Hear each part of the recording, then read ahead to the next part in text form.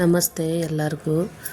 ಇದು ಬೆಳಗ್ಗೆ log start ಮಾಡ್ತಾಯಿದ್ದೀನಿ. ಬೆಳಗ್ಗೆ ಅಂದರೆ ಒಂದು ಸುಮಾರು 10 ಗಂಟೆ ಆಗಿತ್ತು. ಇವಾಗ ಅವನಿಗೆ ಪಿಂಟುಗೆ ನಾಷ್ಟ ಮಾಡಿಸ್ತಾ ಇದ್ದಾರೆ. ಅವನೇನು ತಿನ್ನಲ್ಲ, ನಾವೇ ತಿನ್ನಿಸ್ಬೇಕು ಅವನಿಗೆ. ಅದಕ್ಕೇ ಅವನಿಗೆ ಮೊಸರನ್ನ ತಿನ್ನಿಸ್ತಾಯಿದ್ವಿ. ಮೊಸರನ್ನ, ಪೆಡಿಗಿರಿ ಈ ಥರ ಏನಾದರೂ ಮಾಡಿ ತಿನ್ನಿಸ್ತೀವಿ ಅವನಿಗೆ. ಬರೀ ಮೊಸರನ್ನೇ ಕೊಡಲ್ಲ, ಬೋರ್ ಆಗಿಬಿಡುತ್ತೆ ಅಂತೇಳ್ಬಿಟ್ಟು ಈ ಥರ ಒಂದಿನ ಮೊಸರನ್ನ, ಪೆಡಿಗಿರಿ ಒಂದು 3 ಟೈಮು ಬೇರೆ ಬೇರೆ ಏನಾದರೂ ಕೊಡ್ತೀವಿ. ಅವನು ತಿನ್ನೋದೇ ಇಲ್ಲ. ನಾವು ತಿನ್ನಿಸಿದ್ರೆ ಮಾತ್ರನೇ ತಿನ್ನೋದು. ಅವನು ಎಷ್ಟೊತ್ತನಾಗಲಿ ನಾವೇ ತಿನ್ನಿಸ್ಬೇಕು ಅವನಿಗೆ.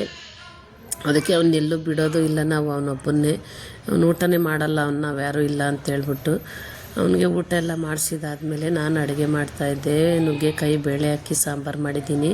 ಮತ್ತು ಅನ್ನ ಅಷ್ಟೇ ಸಿಂಪಲ್ಲಾಗಿ. ಮಧ್ಯಾಹ್ನ ಊಟ ಎಲ್ಲ ಮಾಡಿಕೊಂಡು ಸ್ವಲ್ಪ ಮನೆಯೆಲ್ಲ ಕ್ಲೀನ್ ಮಾಡಬೇಕಿತ್ತು. ಅದೆಲ್ಲ ಕ್ಲೀನ್ ಮಾಡಿಕೊಂಡು ಅದನ್ನೆಲ್ಲ ಕ್ಲೀನ್ ಮಾಡಿದಾದಮೇಲೆ ಸ್ವಲ್ಪ ತಂಗಿ ಪಿಂಟುನ ಜೊತೆ ಮಾತಾಡ್ಕೊಂಡು ಆಟ ಆಡಿಸ್ಕೊಂಡು ಕೂತಿದ್ವಿ. ಅವ್ನು ನೋಡ್ಬೋದು, ಏನೇನು ಬೇಕು ಆಟ ಆಡೋದಕ್ಕೆಲ್ಲ ತಗೊಬರ್ತಾನೆ. ಆಡ್ಕೊಂಡಿರ್ತಾನೆ. ಹೊಟ್ಟೆ ತುಂಬ ಇದ್ದರೆ ಆಡ್ಕೊಂಡು ಚೆನ್ನಾಗಿರ್ತಾನೆ. ಆಟ ಆಡಿಸ್ಕೊಂಡು ನಾವು ಸ್ವಲ್ಪ ತಂಗಿ ಒಂದು ಫಿಲಮ್ ನೋಡಿಕೊಂಡು ಕೂತಿದ್ವಿ. ಹಾಲು ಖಾಲಿ ಆಗಿಬಿಟ್ಟಿತ್ತು ಸಾಯಂಕಾಲಕ್ಕೆ. ಅದಕ್ಕೆ ಸಾಯಂಕಾಲ ನಮ್ಮ ಮನೆಯವ್ರು ಹಾಲು ತಗೊಂಬಂದು ಕೊಟ್ಟರು. ಹಾಲು ಮತ್ತು ಚಿಕನ್ ತಗೊಂಬಂದಿದ್ರು. ಏನಾದರೂ ಚಿಲ್ಲಿ ಚಿಕನ್ ಥರ ಮಾಡಿರಿ ಅಂತೇಳ್ಬಿಟ್ಟು ಸರಿ ಮಾಡೋಣ ಸಾಯಂಕಾಲ ಅಂಥೇಳಿ ಈಗ ಹಾಲು ಮತ್ತು ಚಿಕನ್ ತಗೊಂಬಂದಿದ್ರು. ತಂದಿದ್ದಾದಮೇಲೆ ನಾನು ಹಾಲೆತ್ತಿ ಫ್ರಿಜ್ಜಲ್ಲಿ ಇಡ್ತಾಯಿದ್ದೀನಿ. ನೋಡ್ತಾ ಇರ್ಬೋದು, ಚಿಕನ್ ತಂದಿದ್ರು ಅಂತ ಅವ್ನು ನೋಡ್ತಾ ಇದ್ದಾನೆ. ಅದನ್ನು ಹಂಗೆ ಎತ್ತಿಟ್ಟಿದ್ದೆ ನಾನು. ಇದು ಸೋಫಾ ಮೇಲೇ ಇತ್ತು, ಅದಕ್ಕೆ ನೋಡ್ತಾ ಇದ್ದ. ಅವನಿಗೂ ಸ್ವಲ್ಪ ಬೇಯಿಸಿಡ್ತೀವಿ, ಅವನಿಗೂ ಸಪ್ರೇಟ್ ಮಾಡ್ತೀವಿ.